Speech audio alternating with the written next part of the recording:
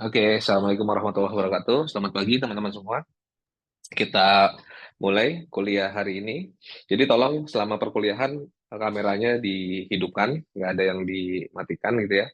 Lalu untuk mic-nya, jadi kalau ada pertanyaan atau ada mau didiskusikan, walaupun selama penjelasan, silakan langsung disampaikan aja. Jadi biar dua arah gitu, bukan cuma mendengarkan dari saya aja gitu ya. Jadi kita masih lanjut di perkuliahan analisis laporan keuangan. Hari ini kita akan bahas mengenai analisis kredit ya, analisis kredit.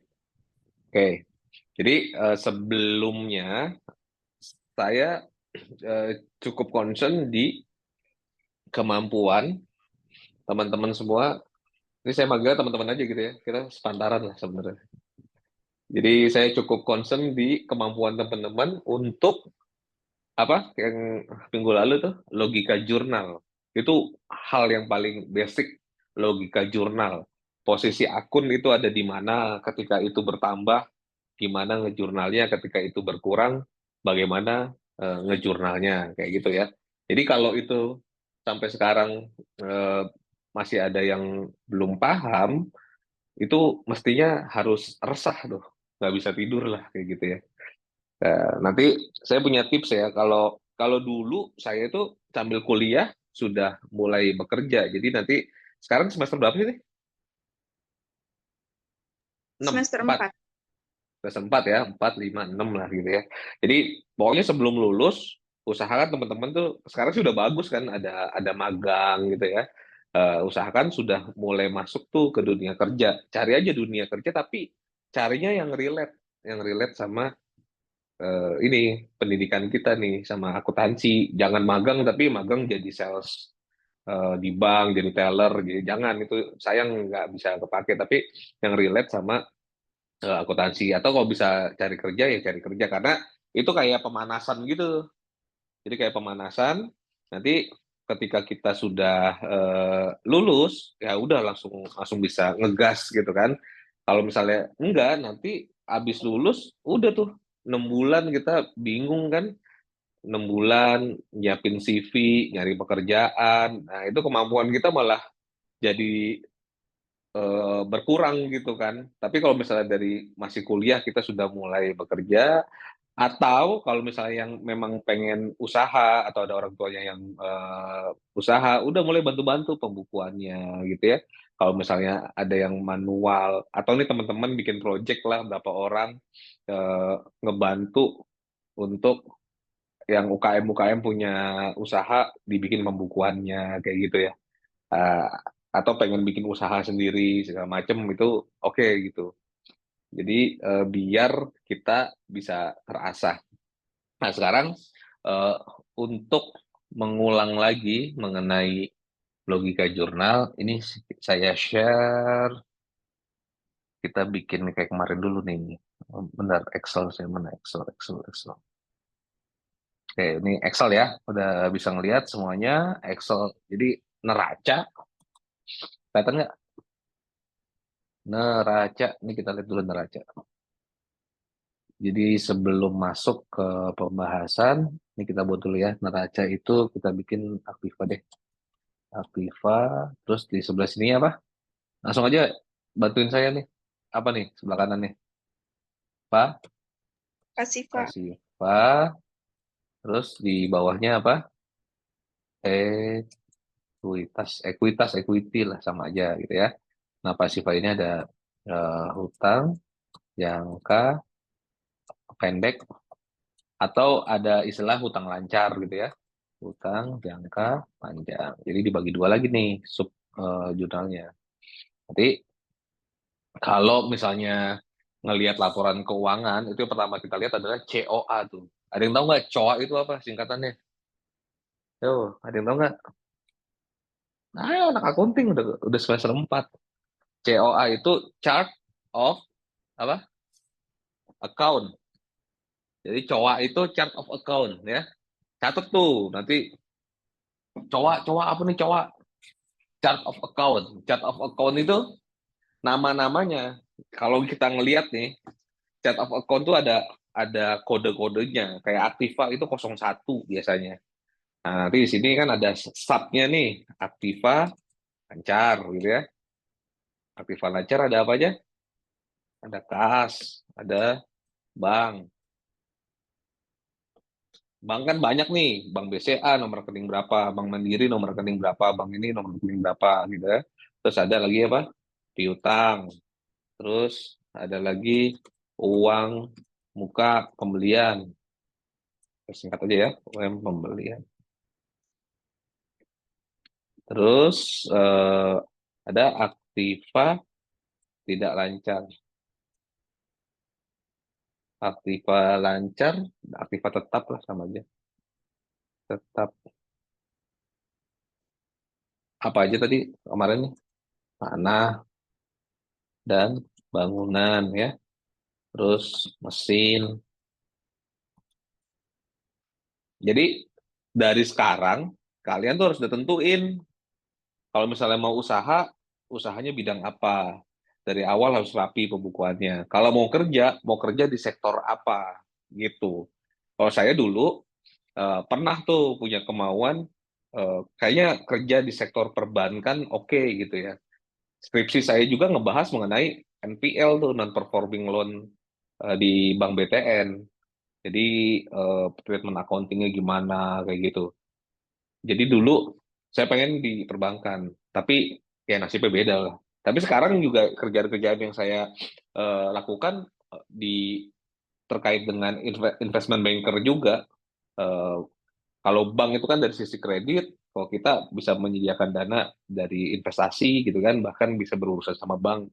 Eh, dan saya nggak pernah bercita-cita jadi apa accounting manager atau jadi direktur akuntansi gitu yang ngurusin laporan keuangan saya nggak pernah. Saya akuntansi kerjaan kerja saya ya strategic finance gitu ya. Ini perusahaan ini perlu di restructure kepemilikan sahamnya itu gimana. Terus ada merger, akuisisi. Nah, itu lebih enak. Kalau kalau yang pekerjaan accounting kan dari pagi sampai sore ngejurnal, bikin laporan keuangan itu saya nggak cocok gitu. Jadi nanti teman-teman tentuin nah, kalau saya mau kerja, misalnya mau kerja di sektor mana. Kalau ada sektor manufacture kan, manufacture tuh pabrik gitu. Nah, pabrik kalau saya nggak minat, mungkin ada yang minat gitu kan. Kenapa? Karena perhitungan HPP-nya ribet nih, ada apa akuntansi biayanya kan, work in process-nya berapa gitu. Tapi ada teman saya yang maunya kerjanya di pabrik karena dia seneng menghitung eh, biaya produksi, menghitung HPP, itu nggak apa-apa, itu kan pilihan. Ada sektor industri, ada pertambangan, ya. Akuntansi pertambangan kan beda kan. Gimana caranya kita mencatat prediksi kandungan jumlah tambang di laporan keuangan gitu. Terus ada lagi yang lembaga keuangan non bank kan banyak tuh industrinya. Coba aja kalian browsing-browsing mau kemana. Jadi waktu cari kerjaan tuh sudah lebih terarah dan fokus, bukan ada yang ngeblasting yang penting dapat kerja, jangan. Industrinya apa nih yang jadi passion teman-teman? Atau ada yang mau jadi PNS? Ya udah, berarti kalau PNS akuntansinya akuntansi pemerintahan, ya kan? Akuntansi pemerintahan ada sendiri tuh ininya apa pedomannya gitu. Nah ini ini kita lanjut nih ya. Jadi ini neraca bentuknya kayak gini, utang jangka pendek, utang jangka panjang. Terus ini ada ekuitas apa modal di setor, ada current earning, laba tahun berjalan, ada retained earning atau laba ditahan. Oke, jadi kedua-duanya ini harus balance nilainya nih. Yang ini sama yang ini dia harus balance. Hutang jangka pendek ini ada hutang usaha, terus nah, ada hutang bank ya, hutang jangka panjang, ada hutang bank atau hutang apapun lah gitu. Oke ya. Nah, ini saya mau jelasin. Jadi ini akun-akun ini nanti kalau kita lihat laporan keuangan itu ada namanya chart of account. Chart of account itu ada nomor-nomornya nih. 10.00 ini berapa, bank 10 ini berapa, piutang berapa gitu ya. Terus aktiva tetap. Jadi ada akunnya, aktiva tetap nanti sorry, eh aktiva lancar kepala satu misalnya ya. Terus aktiva tetap kepala dua, pasifa kepala tiga, ini kepala empat, nanti pendapatan, COGS itu ada kepala di depannya tuh, ada rincian chart of account. Coba ntar browsing aja, contoh chart of account. Terus eh, laporan keuangan ya. Terus ada lagi kan bedanya accounting sama auditor. Yang kayak tadi tuh yang saya bilang, coba kalian sebelum lulus usahakan sudah masuk ke dunia kerja dalam cara apapun, dalam cara magang atau udah mulai ngelamar, tapi yang relate sama pendidikannya. Terus dicari mana sektor yang jadi passion kalian gitu kan. Wah, saya senangnya di perbankan. Ya sudah fokus cari di bank, tapi jadi akuntingnya gitu. Jangan jadi salesnya, jangan jadi tellernya. Terus atau kayak ada yang minat di manufacture, ya udah nyarinya berarti di pabrik-pabrik tuh daerah Cikarang, Karawang gitu ya, atau di kantor pusatnya. Nah, terus itu yang jadi akuntan. Tapi ada lagi satu lagi nih, satu lagi itu apa profesinya? Auditor gitu. Jadi kalau misalnya ini ada namanya accounting cycle. Accounting cycle itu tahapan-tahapan yang harus dilakukan sampai jadi laporan keuangan. Apa aja? Yang pertama, itu kan ada budgeting dulu tuh. Jadi perusahaan tuh ada budgeting tuh. 1 tahun kita akan budget, pendapatannya berapa, biayanya berapa. Nanti di breakdown lagi per bulan. Setelah ada budgeting, ada realisasi kan. Nah, ketika realisasi, itu ada namanya bukti transaksi. Ya, ada bukti transaksi. Bukti transaksi itu contohnya apa? Bond, terus ada kwitansi, ada stroke, dan lain-lain. Nah, bukti transaksi ini akan kita catat di voucher. Ini saya catat aja nih. Jadi, pertama, budget, ya. Terus yang kedua, realisasinya. Ini ada bukti transaksinya apa? Ada nota, ada bond, ya, ada invoice, dan lain-lain. Nah, nanti kalau misalnya kalian belajar di buku atau enggak cari referensi, wah ini kok nggak cocok ya Pak? Ya mungkin nggak cocok, karena kalau dari saya ini kan based on pengalaman gitu kan, di lapangan nih kayak gini biasanya. Jadi kayak misalnya belajar tuh ada jurnal balik, jurnal ini. Sebenarnya kalau di lapangan sih nggak ada jurnal dibalik-balik gitu ya. Eh, atau ada tapi saya nggak paham namanya gitu ya. Jadi ada budgeting, ada realisasi, terus kita biasanya bikin voucher tuh. Nah, voucher itu kan, voucher tuh dokumen. Pernah lihat nggak? Nah, itu harus harus lihat. Nanti kalau di perusahaan magang atau kerja, ini voucher, voucher itu dokumen. Di situ biasanya ini untuk apa? Terus siapa yang approve, yang ngajuin siapa, kepalanya siapa. Nanti yang akuntansi udah nginput tanda tangan semua. Nah, voucher ini di staples, dilampirin sama bukti realisasi ini, nota ya. Nah, habis dari voucher, terus masukin ke jurnal. Misalkan 50.000 nih, 50.000 eh, rembes dari karyawan perjalanan ke klien. Ya sudah, berarti di vouchernya ditulis biaya transportasi, debitnya, kreditnya, pakai kas gitu. Terus dimasukin ke jurnal, pakai sistem accounting, dimasukin jurnal. Nanti endingnya ini apa? Laporan keuangan. Nah, accounting cycle tuh dari sini. Jadi dari depan ke belakang gitu. Untuk accounting, ya. Jadi accounting tuh nyatet dari realisasi, voucher, jurnal sampai jadi laporan keuangan.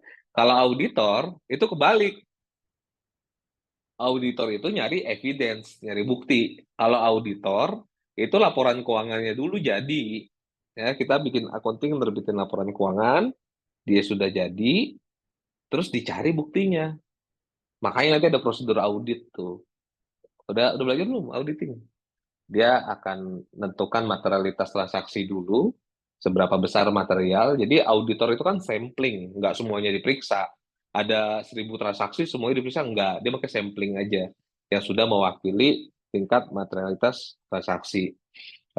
Nanti misalkan yang kayak tadi tuh, Di laporan keuangan ada biaya transport. Udah biaya transportnya di vouching itu dicek ke vouchernya, lihat lampirannya. Wah, lampirannya nggak ada nih. Ada biaya 50.000, tapi nggak ada bukti struknya 50.000. Dikoreksi sama auditor.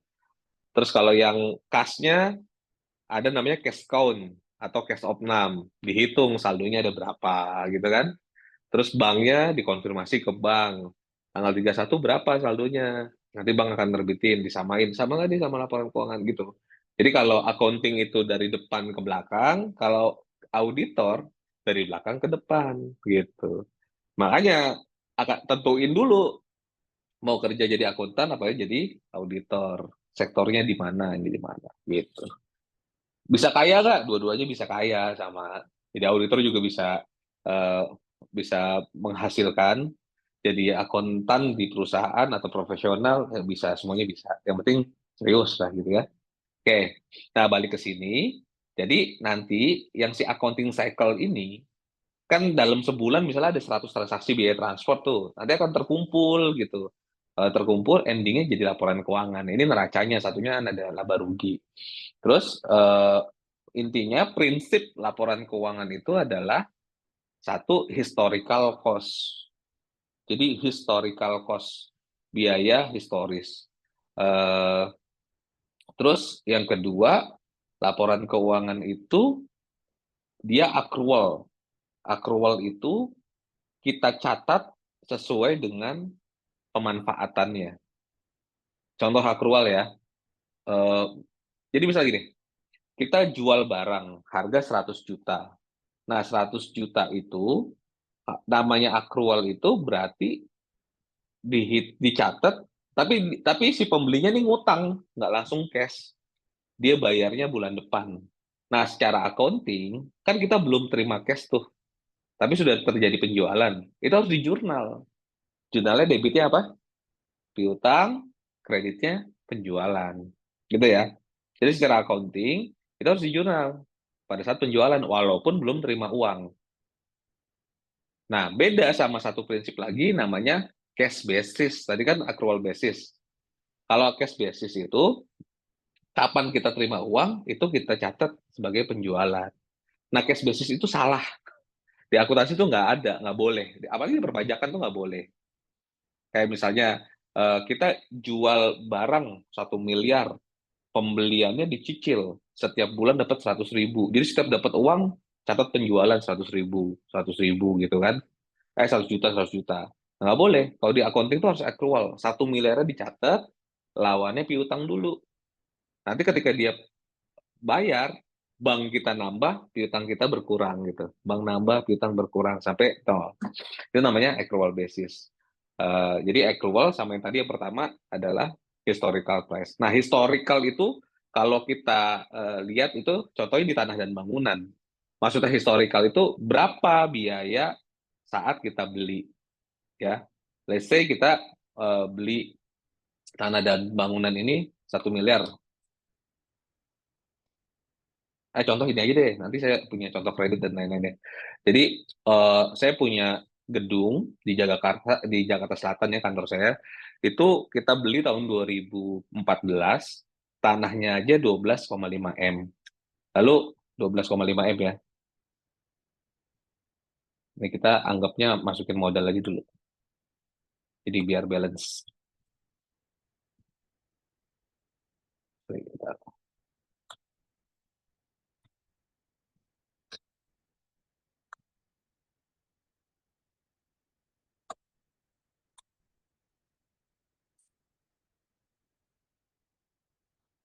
Oke ya.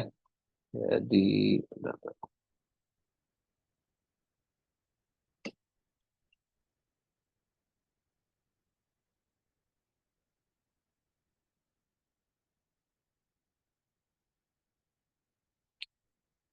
eh,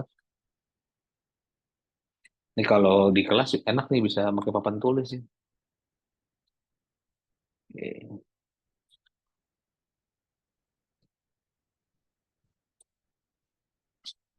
Nah, gini deh. Sip. Nah, jadi beli tanah 12,5 M, ya udah kita masukin modal segitu. Terus 2018 kita bangun. Nah, ini namanya gedungnya itu namanya Alesha, ALEESHA. Coba lihat di Instagram deh, followersnya banyak tuh. Alisa Venue. Jadi multi purpose, kita punya kantor, disewain buat wedding, meeting segala macam gitu. 12 miliar, terus kita bangun 9 miliar lah.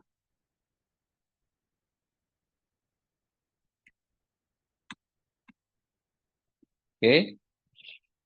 Eh, nah, total total biayanya, jadi total biayanya tuh 21,5 juta nih kita bangun gedung ini. Tapi gedung ini ada namanya appraisal. Jadi appraisal itu adalah penilaian kembali yang dilakukan oleh KJPP. Jadi penilaian yang dilakukan oleh kantor jasa penilai publik namanya. Dia untuk menentukan ini harga pasarnya sekarang berapa. Nah, di appraisal itu nilainya itu 32 M. Di appraisal 32 miliar ya. Jadi nilai aset 21,5 itu di appraisal sejumlah 22 miliar, 32 miliar gitu ya. Jadi eh, sekarang gini pertanyaannya, eh, apakah di laporan keuangan perlu dilakukan penyesuaian nilai atau enggak? Ayo, ada yang tahu nggak? Coba jawab aja. Jadi di laporan keuangan dicatat itu kan historical price tuh ketika kita beli berapa. Tapi kan kalian coba deh rumah kalian nih yang sekarang kalian tempatin. Tanya ke orang tua, dulu beli berapa nih rumah? Ya. Nah, sekarang harganya kalau dijual berapa? Kan nggak mungkin kita di harga beli kan? Misalkan dulu kita beli 500 juta, terus sekarang udah 2 miliar harga rumahnya. Yang dicatat di laporan keuangan itu pembeliannya 500 juta. Harga pasarnya sekarang udah 2 miliar misalnya. Ini sama nih. Jadi kayak tanah bangunan, kantor saya tuh belinya 21,5 M. Tapi ketika di appraisal udah 32 miliar. Sekarang di laporan keuangannya perlu dilakukan sesuai penyesuaian apa enggak? Coba. Perlu. Oke. Kepentingannya apa perlu dilakukan penyesuaian? Biar apa?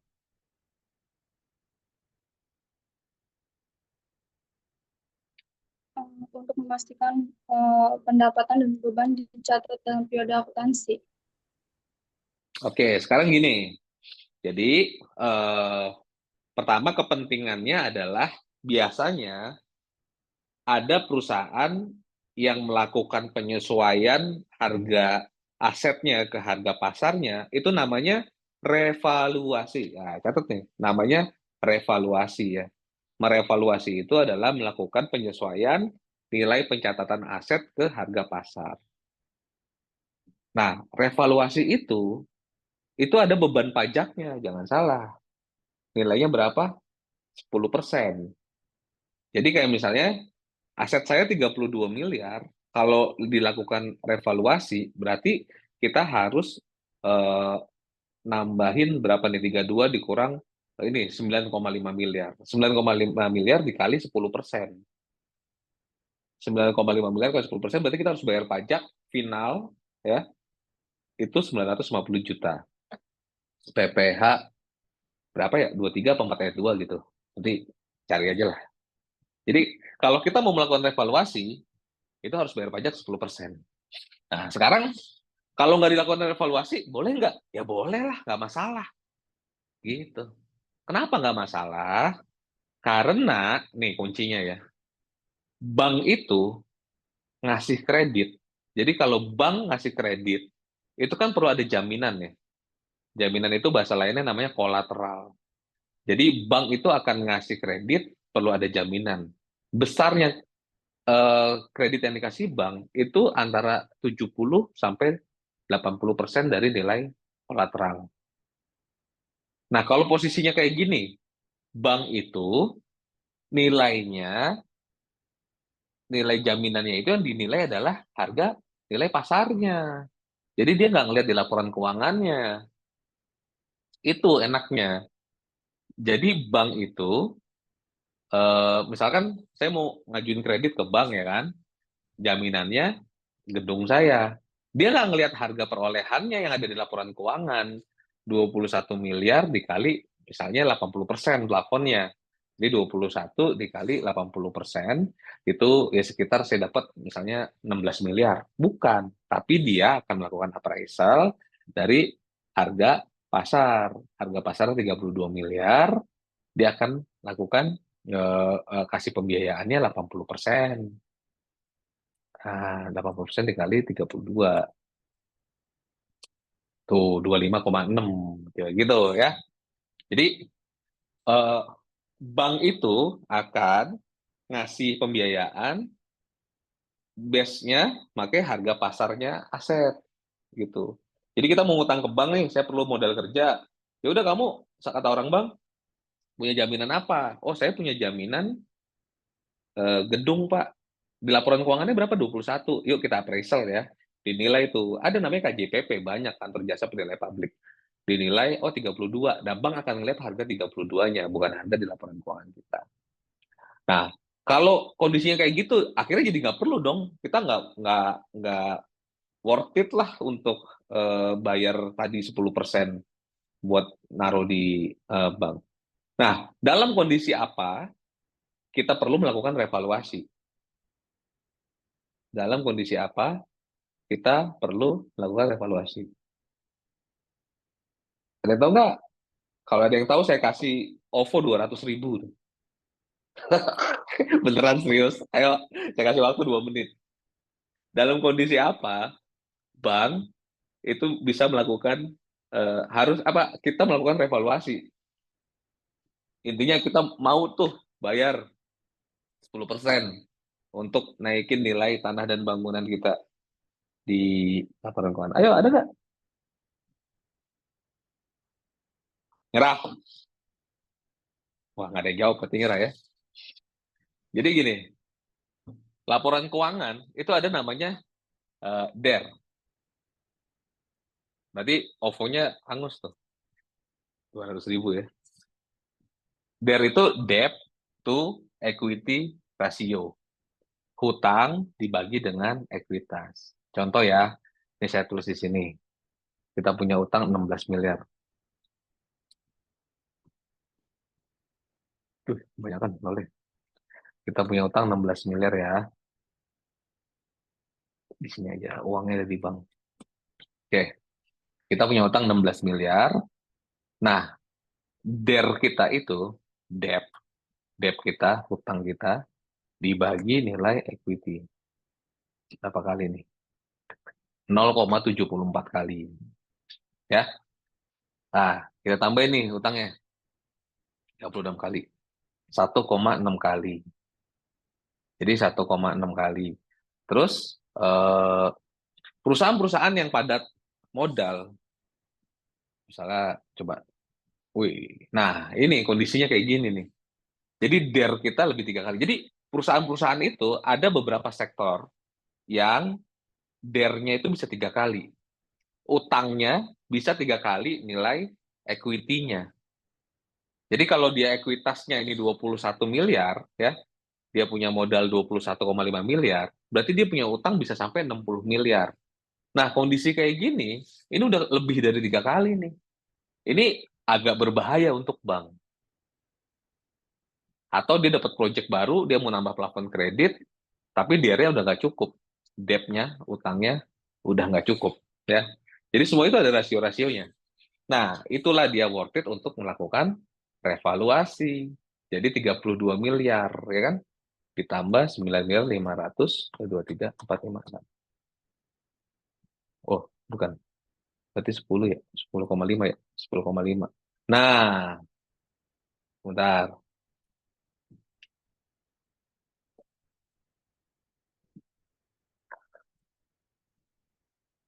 Nah, akhirnya kan modalnya jadi nambah juga kan? Ekuitasnya jadi nambah kan? Gara-gara tanah bangunannya sesuai dengan nilai appraisal. Tuh, lihat tuh apa yang terjadi. DR-nya turun kan? Jadi 2, jadi 2%. Nah, berarti dia masih bisa nambah utang, naik lagi. 32 dikali 3 sampai 96%. 96 miliar, sorry. Tuh, jadi 3 dia. Ngerti nggak? Jadi dengan historical, dia akan dapat kredit itu biasanya debt to equity ratio 3 kali. Kalau misalkan kayak tadi posisinya, itu jadi kecil. Nah, untuk menaikkan DER, itu ya harus bikin revaluasi. Itu baru worth it untuk bayar, apa namanya, pajak 10%. Paham nggak? Ada yang bingung nggak? Kalau nggak ada, diem aja, kita lanjut. Oke ya? Nah, ketika perusahaan perlu modal kerja, itu yang dilakukan tuh ada 2 jalan. Nah, ini nggak ada nih di materi di kampus nih. Ini materi jalanan lah, materi pengalaman kita-kita di dunia kerja gitu ya. Jadi ketika perusahaan perlu modal, itu ada 2 jalan. Kita lihat nih posisinya di sini nih. Satu adalah jalur dari hutang, yang kedua jalur dari ekuitas. Ini tolong dengar baik-baik, kalau bisa dicatat lah. Jadi ketika perusahaan itu perlu modal, itu ada 2 jalan ya. Satu, berhutang, atau yang kedua cari investor. Investor itu masuk jadi pemodal di bawah di sini nih, ekuitas. Nah, dua-duanya ini itu namanya adalah menguangkan intangible asset. Nah, kenapa menguangkan intangible asset? Ini kita back dulu ya. Oke, kan ini kita punya aset 21 miliar. Tapi ketika ke bank, itu kita pakai harga pasar 32 miliar. Jadi kenaikannya itu adalah intangible asset. Intangible itu apa?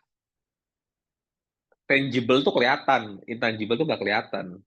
Jadi nilai aset kita nih, saya sebenarnya udah 32 miliar.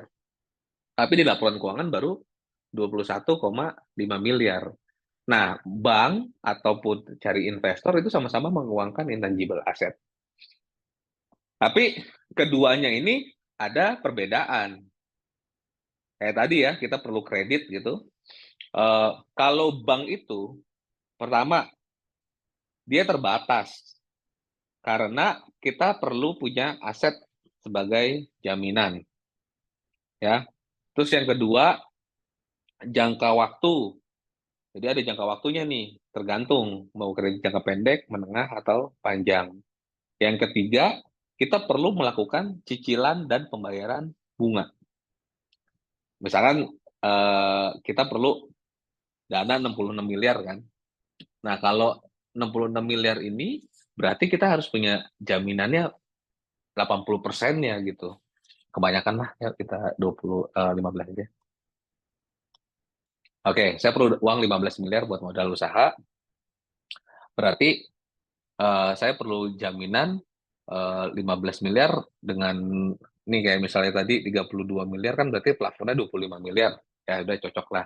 Tapi 15 miliar ini let's say saya bilang buat kredit investasi untuk 8 tahun, berarti kan kita harus cicil tuh. Tiap bulan kira-kira sekitar 300 juta lah bunga sama pokoknya.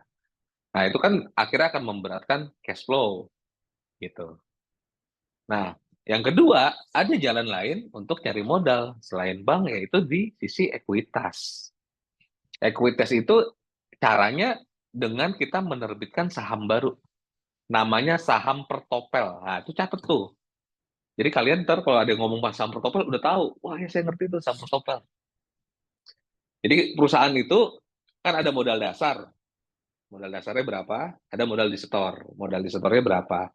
Jadi saham yang belum diterbitkan, yang belum disetor, itu namanya saham pertopel. Saham baru. Nah, tinggal kita valuasi namanya nih perusahaan kita nih. Oh, perusahaan kita nilainya sekian, divaluasi berapa, jadi saya perlu cari investor yang mau masukin uangnya 15 miliar dengan kompensasi misalnya saham 10%.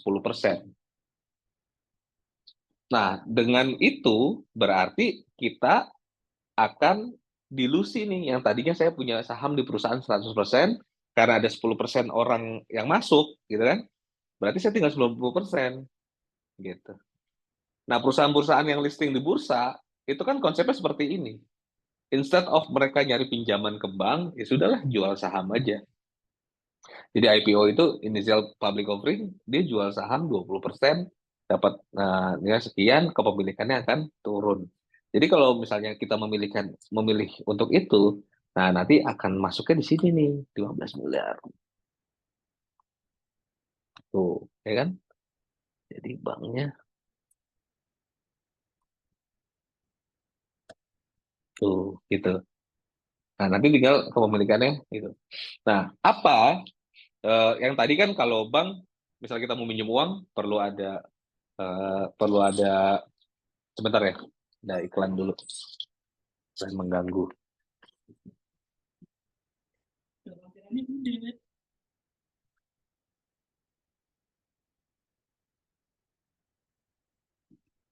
Oke, bentar.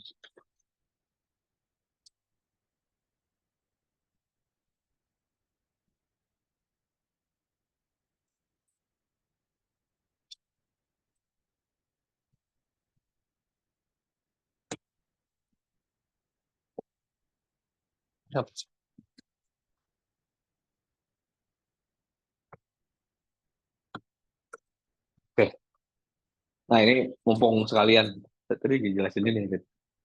Jadi ini namanya voucher nih kayak gini nih. Ini vouchernya. Nah ini underlying transaksinya. Ini Dit. Ah, ah. Terus, nah ini tanda tangan cek gitu. Yang tadi, oke, ya. Ya. Oke, balik ke sini ya. Jadi gitu. Eh, kita bisa nyari utang ke bank atau kita cari untuk setoran modal. Jadi nyari investor lah buat masuk ke situ. Nah, kalau investor ini yang pertama ya, berarti kita nggak perlu bayar cicilan. Terus yang kedua kita nggak perlu kasih jaminan gitu. Terus eh, jumlah apa? Kita nggak ada pengembalian segala macam ya. Paling kita nanti bagi dividen aja kayak gitu kan. Cuma memang kekurangannya akhirnya jadi dilusi kepemilikan kita yang tadinya kita 100% itu lama-lama habis gitu. Jadi mengecil lah, nggak habis. Nah, tapi memang perusahaan-perusahaan besar, jadi saya ini ada itu ya, ada penggolongan perusahaan-perusahaan yang kita pernah buat. Perusahaan-perusahaan besar yang multinational company, contoh kayak Unilever, terus perusahaan P&G gitu ya, itu justru eh, si foundernya itu lama-lama kecil loh, udah nggak ketahuan lagi siapa nih foundernya gitu. Perusahaan-perusahaan yang sudah beroperasi di puluhan atau ratusan negara. Paling yang pendirinya itu tinggal 2%, tinggal 3%. Tapi nilai perusahaannya ribuan triliun kayak gitu. Kenapa? Yang awalnya 100%, lalu dia dilusi gitu ya. Contoh kayak eh, Pak Nadiem itu di Gojek, lihat aja di laporan keuangannya Gojek di bursanya di websitenya bursa gitu. Itu kepemilikan dia tinggal 2,6% gitu dari total 100%. Kenapa? Karena dia kan ngeluarin saham lagi, ngeluarin saham lama-lama dari 100% dilusi dilusi dulu jadi kecil.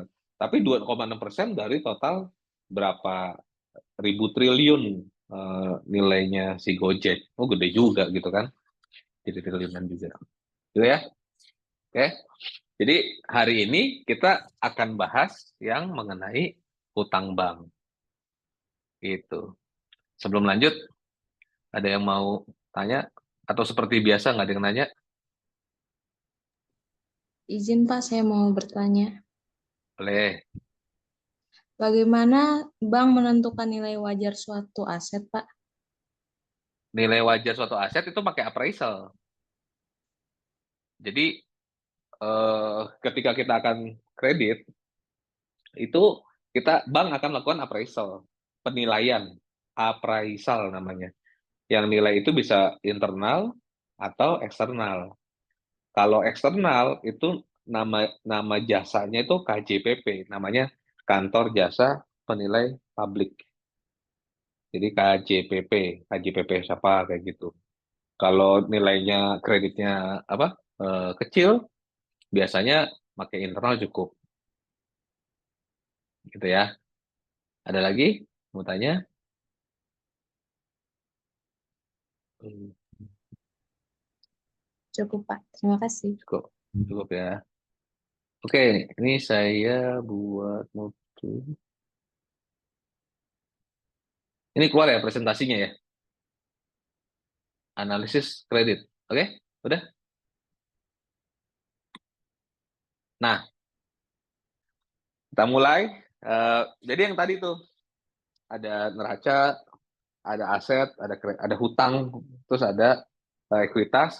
Nah, kita nih ngebahas yang di sisi hutang. Ketika satu perusahaan atau bahkan kalian nih nanti eh, saya tuh punya utang pertama umur berapa ya, tahun 2010, umur 25 saya, umur 24, 25. 25 tuh saya punya KPR namanya, kredit kepemilikan rumah ya. KPR beli rumah yang pertama. Itu dulu bercandaan ya sama teman-teman saya. Wah, lu belum bankable lo kalau belum punya kredit. Jadi bankable itu kan bank, dia mau ngasih kredit ke kita, itu kan karena kita bankable namanya. Kita sudah pertama punya penghasilan. Karena kan cicilan angsuran KPR itu eh, maksimal 30% dari penghasilan. Kalau kita bisa nyicil rumah 3 juta, ya, berarti penghasilan kita minimal berapa tuh? 12 juta. 12 kali 30% kan 3 juta gitu kan. Sorry, 10 juta. 10 juta kali 30% 3 juta. Nah, kalau banyak ya teman-teman saya yang sekarang mau punya rumah aja belum bisa, nggak bisa KPR. Kenapa? Karena penghasilannya belum nyampe kayak gitu. Jadi kenapa? Karena kredit itu asal katanya itu adalah kredo. Kredo itu kepercayaan. Jadi bank itu percaya sama kita, dia melihat kita bankable, bisa punya kemampuan untuk membayar kembali kredit yang digunakan, makanya dikasih kredit gitu. Itu dari sisi pribadi. Kalau dari sisi perusahaan, modal kerja dengan pinjam ke bank itu ya salah satu leverage lah. Jadi kalau kita nggak punya modal, ya satu kita cari pemodal atau kita cari pinjaman, cuma dua itu yang tadi kita bahas gitu. Nanti ada namanya istilah kreditur. Kreditur itu adalah pihak yang ngasih kredit. Jadi bank itu namanya kreditur. Debitur itu kenapa disebut kreditur? Karena ketika dia ngeluarin uangnya ke kita, dia jurnalnya kredit tuh, ya kan? Jadi dicatat eh, kas yang ada di bank itu di sebelah kredit berkurang. Nah, kita yang terima kredit dari bank, kan kita dapat uang tuh rekening kita. Jadi debit, nyatetnya debit kita, bank kita ke debit. Jadi kita sebutnya debitur, gitu. Nah, kredit ini salah satu income generator dari bank. Bank itu kan mendapat dari kredit. Jadi dia menghimpun dana dari masyarakat, dikasih imbalannya apa? Kan dalam bentuk tabungan, dalam bentuk deposito gitu ya. Dikasih imbalan sama bank bunga deposito. Sekarang sekitar 3%. Lalu uang yang dikumpul itu dicatat sama bank namanya dana pihak ketiga, DPK. Ada modal bank, ada dana pihak ketiga, terus disalurin ke masyarakat nih buat kredit-kredit. Sekarang bunga kredit berapa? Kalau buat perusahaan aja modal kerja itu saya ada yang 10%. Ya. Terus ada KPR rumah ada yang 8%. Kan macam-macam kan. Jadi dia dapat 10%, tapi modalnya cuma bayar berapa? Bunga deposito ke penabung 3%. Jadi dia untung 7% si bank. Nah, 7% ini dipakai buat biaya operasional, gaji karyawan, sewa tempat, dan lain-lain. Nah, itu keuntungannya dari situ, Bang. Selisih antara bunga kredit dengan bunga deposito yang dikasih ke masyarakat. Gitu ya.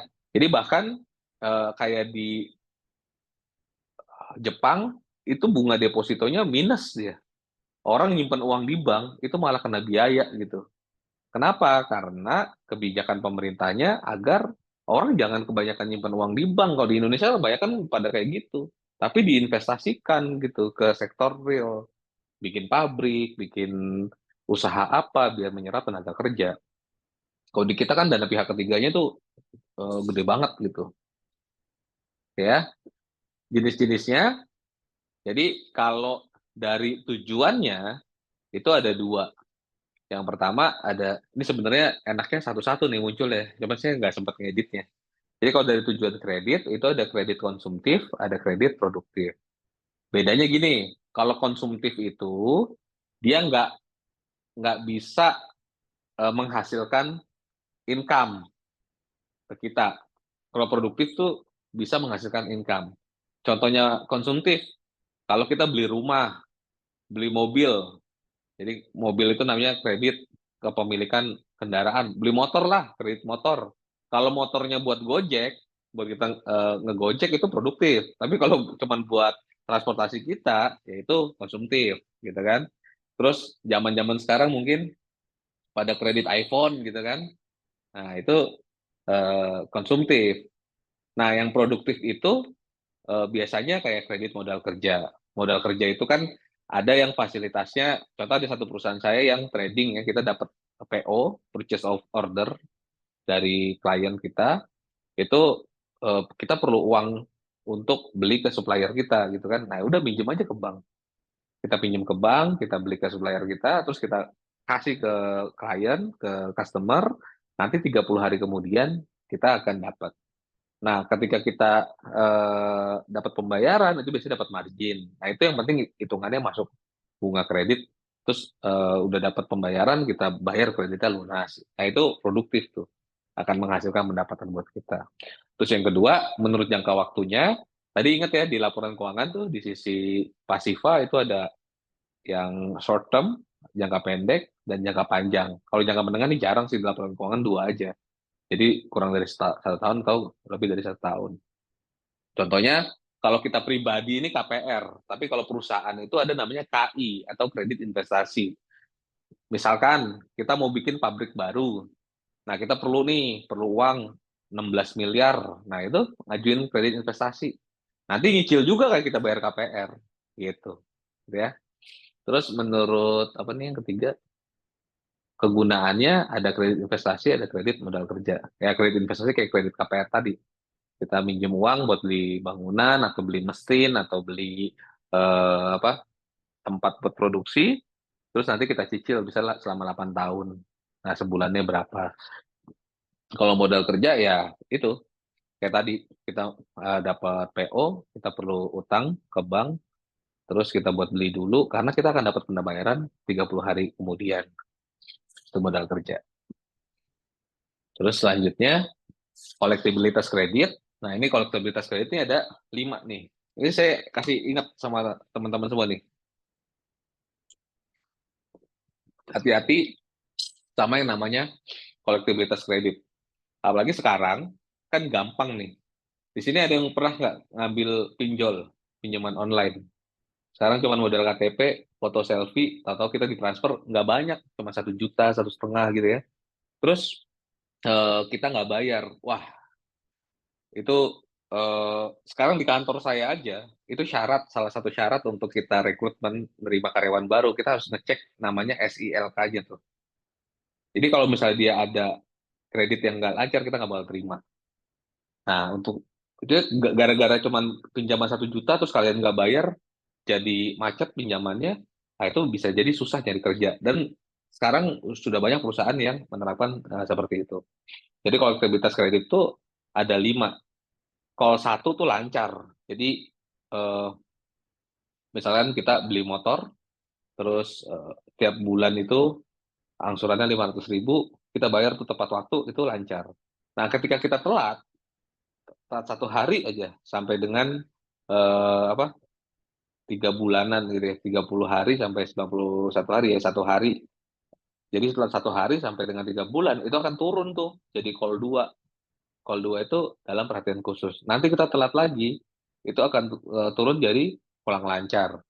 Telat lagi dilakukan dan terakhir macet. Nah, ini yang udah dikejar-kejar sama debt collector nih, yang udah masuk ke 3 masih diteleponin, 4, 5 tuh udah disamperin gitu. Nanti kalau kita punya jaminan, jaminannya harus diambil karena oleh bank harus dilelang untuk menutupi kerugian kredit yang macet. gitu ya. Jadi kredit itu ada call-nya. Nah, hati-hati gitu. Apalagi kayak contoh saya gitu ya. Saya punya kredit beberapa karena punya beberapa aset, punya ada yang kita beli pakai kredit. Tapi semuanya kita jagain biar lancar. Kenapa? Karena itu berpengaruh sama perusahaan. Ketika kita mau ngajukan kredit ke perusahaan, gitu ya, itu akan dicek semua. Kalau direkturnya punya kredit macet, wah, wassalam udah. Perusahaan nggak bakal bisa dapat kredit gitu. Karena ini amanah tadi tuh, kredo. Ada dulu teman saya yang ngambil motor, terus nggak dibayar sengaja sama dia, terus minjem ini, apalagi ada teman saya yang minjemin KTP ke adiknya buat ngambil handphone di Kredivo, toto macet, ya susah. Udah kalau udah macet susah berurusan sama bank, gitu ya. Jadi walaupun ini bisa diselesaikan, kita punya call 5, bisa kita selesaikan, kita bayar, kita lunasin, minta penghapusan dalam waktu 6 bulan bisa hilang, tapi track record itu akan terus ada gitu. Jadi dari sekarang harus aware nih sama yang seperti ini, karena akan mempengaruhi karir, atau enggak yang mau usaha nanti perlu modal kerja, nggak bisa dapat pinjaman dari bank karena macet. Oke, nah proses pengajuan kredit ini, jadi ada dari personal bank yang terkait, kita harus tahu nih, ada namanya account officer atau marketing, itu yang biasanya di awal nyari nasabah kayak gitu. Terus buat memasarkan produk kreditnya lah. Biasanya kalau saya tuh banyak nih teman-teman di semua bank lah. Dan itu temenannya lama. Sekarang ada beberapa yang dulu karirnya dari account officer, naik jadi supervisor, jadi manajer, kepala divisi, ada yang udah jadi direktur, udah pensiun terus jadi direktur di bank-bank yang second tier gitu kan, yang lain gitu. Jadi hubungan itu kita jaga sama sama apa kolega kita nih. Ya sekarang dia cuma jadi kepala cabang. Nanti 5 tahun lagi, 10 tahun lagi, tahu dia jadi direktur gitu. Nah, itu kan long term gitu. Ketika mereka sudah berkarir di situ, nanti dia jadi direktur enak tuh. Ayo dong, kasih kredit ke kita. Karena terkadang ketika menyalurkan kredit, dia kalau secara teori kan ada analisa-analisanya nih yang nanti kita akan pelajarin. Tapi yang pertama kali dia akan lakukan, ini siapa orangnya gitu. Wah ini Pak Dodi itu gimana orangnya? Ini orangnya, oh aman lah kalau sama Pak Dodi lah. Dari dulu track recordnya ketahuan bisnisnya jalan, punya hutang, selalu nggak pernah telat bayarnya gitu. Udah, yang underlying bisnisnya, terus jaminan segala macam itu cuma pelengkap aja. Tapi yang pertama kali dinilai sama bank nih, orangnya siapa nih gitu. Jadi akan lihat di situ gitu ya. Jadi kita harus piara inilah, kita jaga hubungan baik sama orang-orang bank. Terus ketika ada si marketingnya itu dapat, dia akan collect data masuk ke bagian analis di bank. Dia yang akan menganalisa apa aja yang dianalisa, nanti habis ini kita akan pelajari. Terus terakhirnya akan masuk di komite kredit atau pemutus. Oke nggak nih dikasih kredit, berapa nilainya, atau nggak dikasih kredit kayak gitu. Terus dari sisi nasabahnya, yang pertama kita harus tentukan dulu kebutuhan kreditnya. Nanti ada cara hitungnya juga. Jadi jenisnya apa? Mau kredit yang konsumtif, jangka panjang atau jangka waktu gitu kan? Terus kita siapkan jaminannya. Ya, kredit harus punya jaminan tuh, kolateral gitu kan? Terus siapkan data-datanya. Kalau perusahaan tuh ya laporan keuangan, rekening koran 3 sampai 6 bulan terakhir, invoice, list pelanggan, list supplier. Nah, ini standar. Kalau yang pribadi ya slip gaji, surat keterangan kerja, data pribadi gitu. Terus proses pengajuannya, kalau di bank biasanya mereka minta data dulu, dilakukan analisa, persetujuan, nanti keluar satu surat namanya offering letter. Ini tabel angsurannya seperti ini, terus tanda tangan perjanjian kredit, jaminan kita diikat disimpan di bank gitu. Nah, bank akan menerapkan beberapa prinsip-prinsip, prinsip 5C, terus prinsip 7P, sama prinsip 3R. Jadi ya ini teori lah, nanti tinggal dibaca aja gitu ya. Intinya dia akan ngeliat eh, kayak ini kapasitas orangnya gimana, bisa nggak melunasi kreditnya, lalu selama ini track recordnya gimana menjalankan bisnis gitu ya, kalau dari sisi perusahaan. Terus modalnya, jaminannya, karakter nih. Nah, ini karakter cuma salah satu, tapi sebenarnya ini yang utama dulu dia dia lihat gitu kan, kondisinya ekonomi itu seperti apa.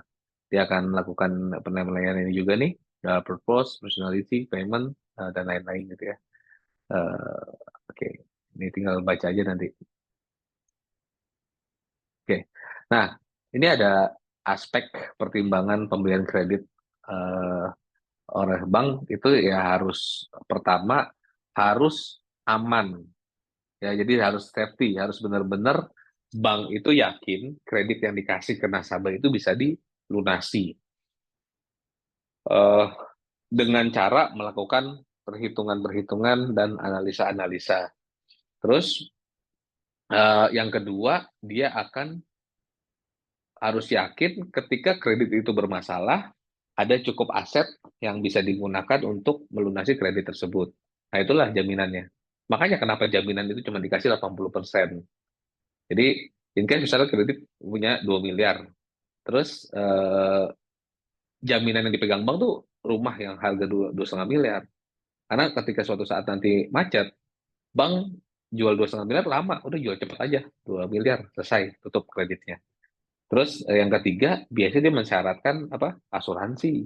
Coba kurang kuat apa dari sisi bank di safety-nya?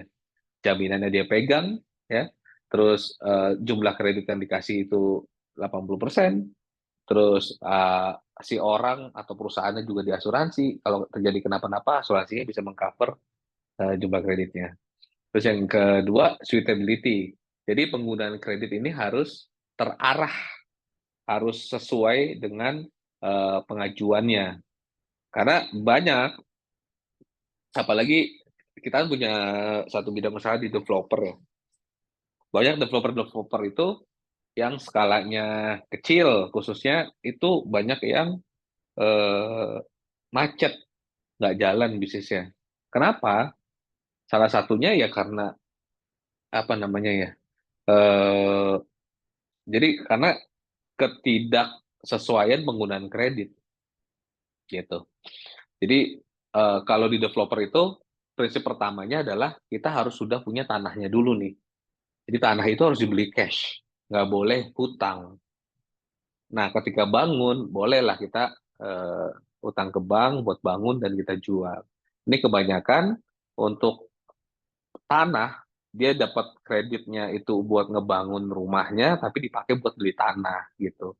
Tanah ini kan nggak liquid, itu aman aja ketika penjualannya lancar. Nah, ketika penjualannya eh, macet atau nggak sesuai dengan perhitungan, ya akhirnya kan macet gitu, nggak bisa buat bayar gitu kan. Jadi kredit yang dipakai buat bangun rumah dikasih sama bank malah dipakai buat beli tanah.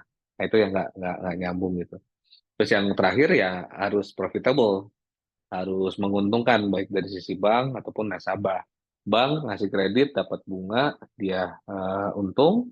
Terus kalau nasabah dengan dapat modal kerja, yang beli rumah ya dapat aset, yang PT dapat modal kerja, omsetnya bisa naik, keuntungannya bisa naik gitu.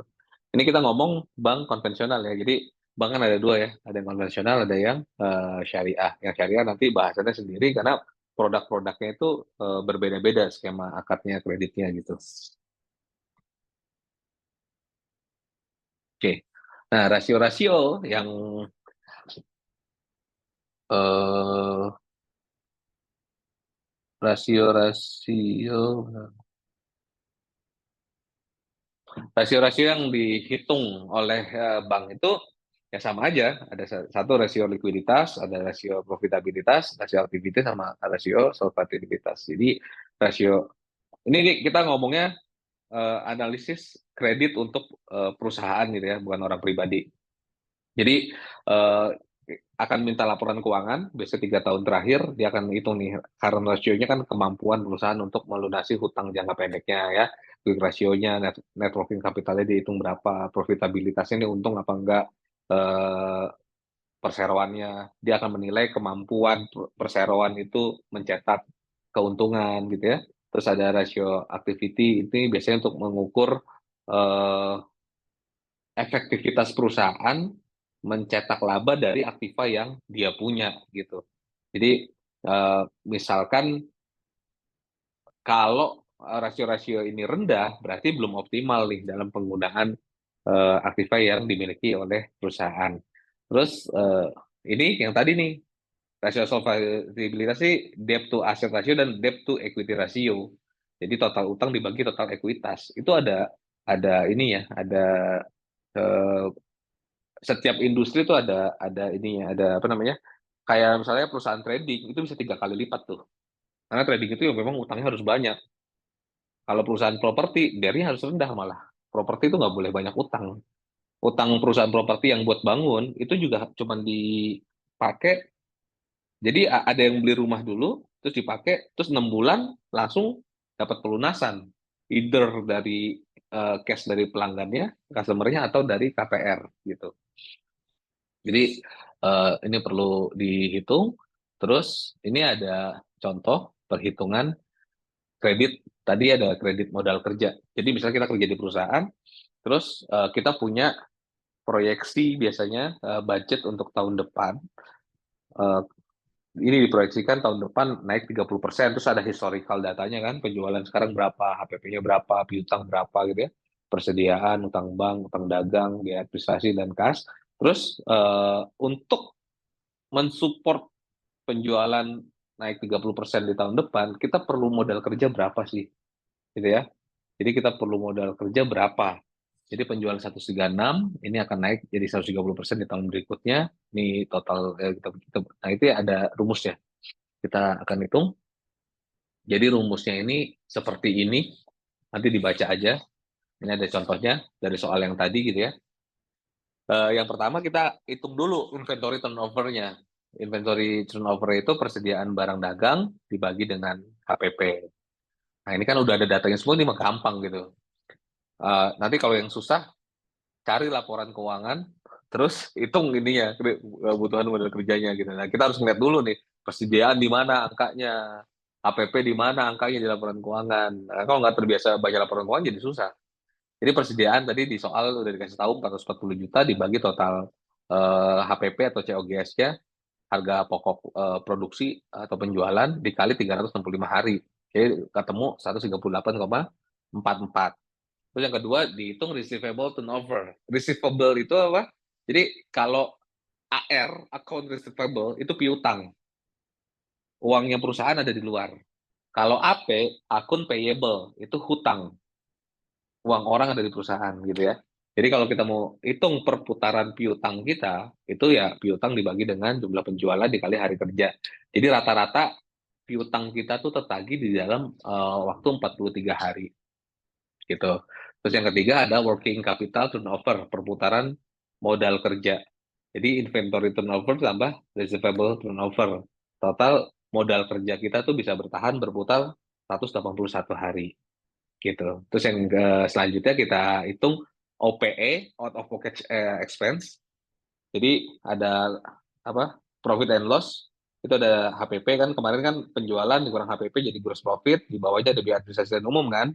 Nah, OPE ini total HPP ditambah dengan biaya administrasi dan umum, total biaya. Itu ketemu 1,2 miliar. Terus kita hitung net working capitalnya. Modal kerja bersih. Modal kerja bersih itu aktiva lancar yang ada di neraca tadi itu. Total aktiva lancar dikurangin utang lancar yang ada di pasifa yang di atas. Nah, total modal kerja bersih itu 284,8 juta. Jadi, terus penjualan diproyeksikan naik 130%. Nah, cara ngitung kebutuhan modal kerjanya, working capital, turnover, dibagi 365, dikali OPE, dikali proyeksi penjualan. 187 dibagi 365, dikali 1,2 miliar, dikali 130%. Jadi, kita perlu 807 juta. Nah, net working capitalnya, kebutuhan modal kerjanya dikurangin sama net working capital 284 yang sudah dimiliki oleh perusahaan, Jadi perlu tambahan 522 juta doang perusahaan.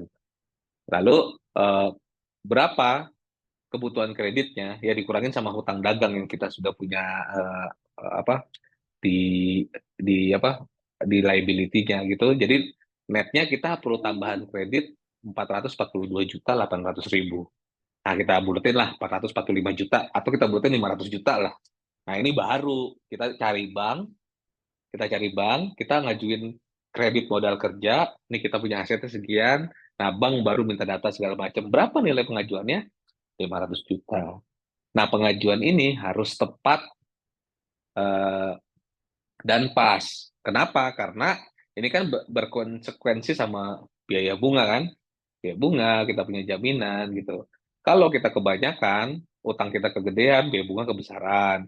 Kalau kita kesedikitan, berarti target kita yang buat modalin biar dapat omset naik 130%, jadi susah juga gitu. Makanya perlu ilmu lah buat menghitung-hitung berapa kebutuhannya. Gitu. Ini ntar tinggal dibaca terus dilihat gitu ya.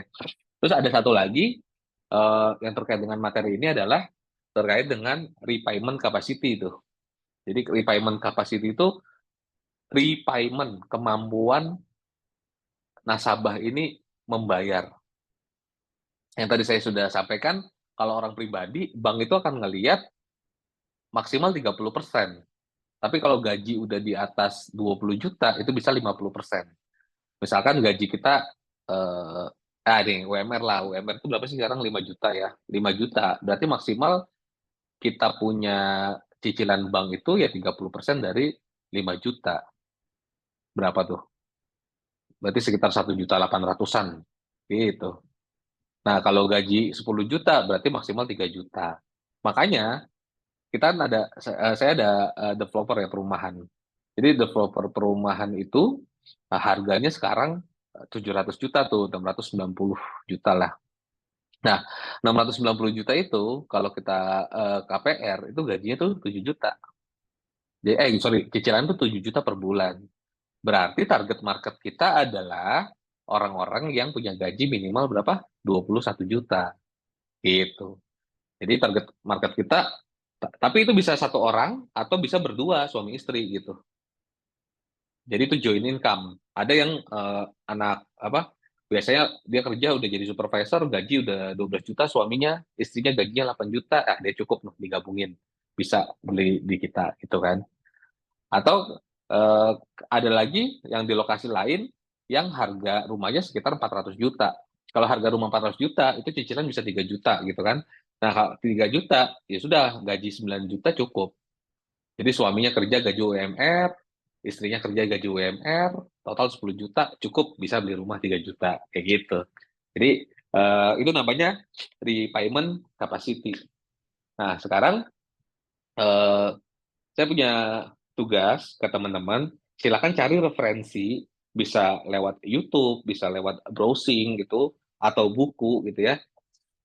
Cari contoh soal, ya, yang gampang aja. Cari contoh soal dan perhitungan repayment capacity atas pengajuan kredit modal kerja perusahaan. Jadi nanti jawabannya kalian email saya, ini ada alamat emailnya ya, tuh di @asiabaza.com, kasih judulnya KLK Unkris, nama tugas di payment capacity. Kalian browsing sekarang, cari kayak misalnya PTA memerlukan modal kerja sekian, dia ada neracanya tuh biasanya kan, ada neracanya, ada laba ruginya, nah nanti dihitung di situ. Nah kalian bikin, ini gampang. Jadi biar habis ini punya tambahan skill. Selain skill yang tadi sudah saya jelasin, kalian juga punya skill yang eh, kalian cari sendiri berdasarkan inisiatif. Ini penting ya. Jadi ini penting untuk karena gini, jangan sampai kalian terjebak sama nilai-nilai dan IPK kayak gitu. Wah, saya harus nilai. Yang penting saya lulus, yang penting saya jangan. Karena ketika kita berhadapan sama dunia kerja, itu kita langsung face to face sama skill yang kita milikin gitu kan. Nah, kalau cuman apa nilai-nilai aja, ada saya kasih bagus semua lah. Tapi punya nggak skill buat ngitung tadi repayment capacity-nya gimana? Punya nggak skill buat ngitung tadi yang kebutuhan modal kerja gimana gitu. Jadi ketika kalian punya skill itu dan harus punya inisiatif buat research sendiri gitu. Nanti orang-orang yang punya inisiatif lebih tinggi dari yang lainnya biasanya itu di dunia kerjanya lebih bagus lah pencapaiannya kayak gitu. Gitu ya, kayak tugas gampang, silakan dikerjakan. Nanti apa? Nanti di email ke saya. Oke, dari saya materinya sudah cukup. Kalau ada yang mau tanya, silakan. Masih ada waktu. Tugasnya nanti dikumpulin dalam bentuk Word atau Excel ya, Pak? Nggak bebas, pakai apa aja. Bisa pakai Word, bisa Oke. Excel, bisa diketik di emailnya, atau pakai PowerPoint, bebas kok. Oke. Yang penting jangan nyontek. Kalau nyontek pasti sama kan sama temennya kan gitu. Kerjain sendiri-sendiri aja. Mau dimodifikasi, misalnya ketemu contohnya, terus kalian modifikasi angkanya, itu nggak apa-apa. Oke, ada lagi?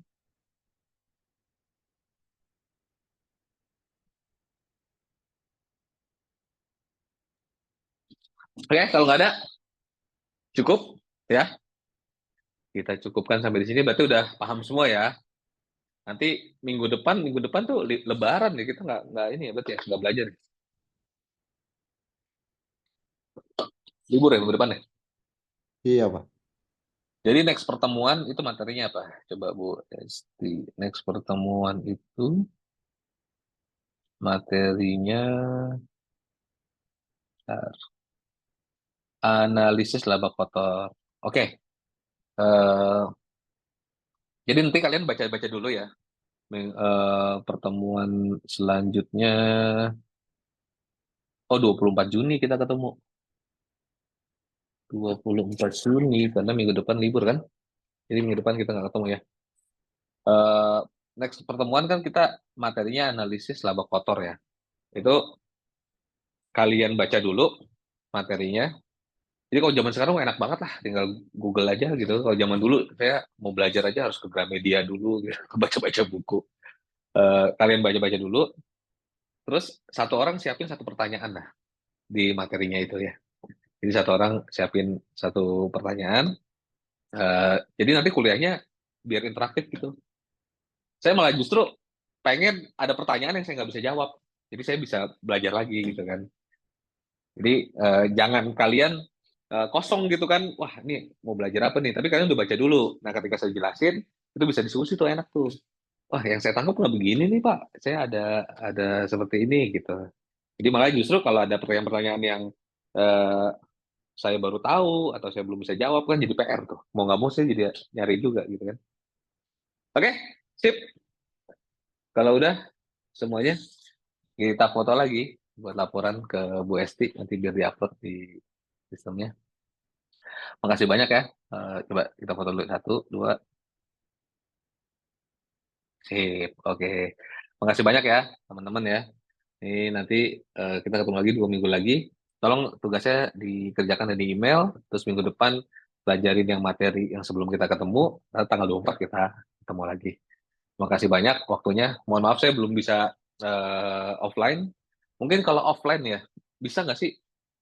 Karena kalau pas Senin pagi, jadi pas hari Senin, terus pagi itu kebetulan agak riweh gitu ya, sibuk. Tapi kalau misalnya sore gitu ya, jam 3 atau jam 4 gitu bisa nggak?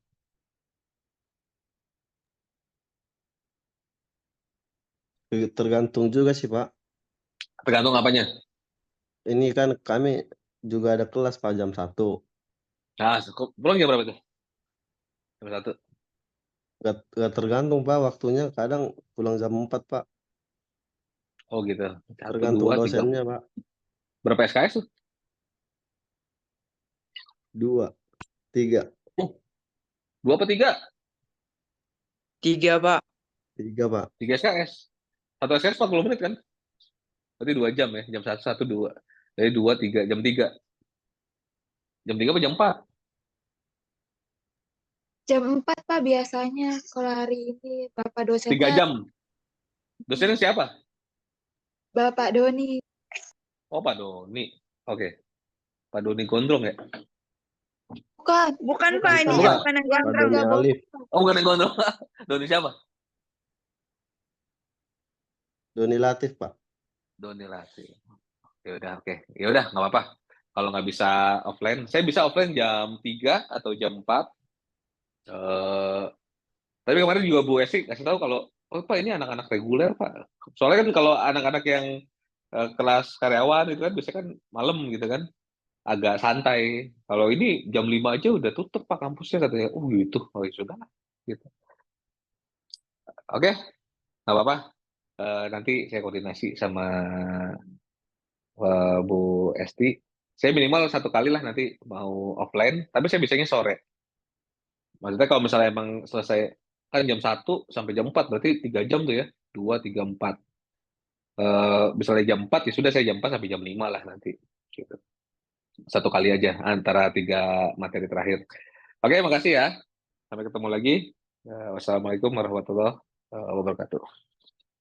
Masih Sehat Pak. terus ya. Waalaikumsalam. Makasih, Pak.